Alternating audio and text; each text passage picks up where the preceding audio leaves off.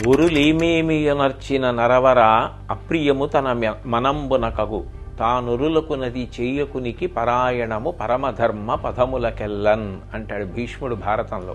మనం ఎవరినైనా ఇతరుల్ని ఏదైనా అనే ముందు వాళ్ళు మనని అట్లా అంటే మనకెంత బాధ కలుగుతుందా సంతోషం కలుగుతుందా ఆలోచించాలి. మనం ఎవరికైనా ఏదైనా చేసే ముందు వాళ్ళు మనకి అట్లాంటి పని చేస్తే ఎట్లా ఉంటుంది అన్నది ఆలోచించుకోవాలి.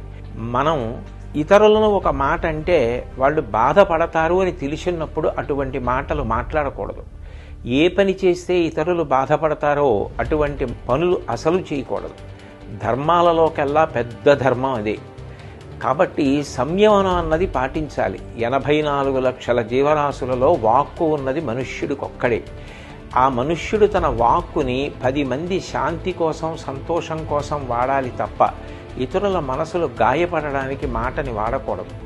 ఈ విషయాలు దృష్టిలో పెట్టుకుని మనందరం కూడా సోషల్ మీడియాని సక్రమంగా వాడుకుందాం తప్ప ఇతరుల యొక్క మనసులు బాధపడేటట్టుగా ప్రత్యేకించి కుటుంబ సభ్యుల్ని మహిళలని ఉద్దేశించి అసభ్యకరమైన పోస్టులు పెట్టకుండా మనని మనం నియంత్రించుకొని సభ్యతా సంస్కారాల్ని చాటిచెప్పాలి.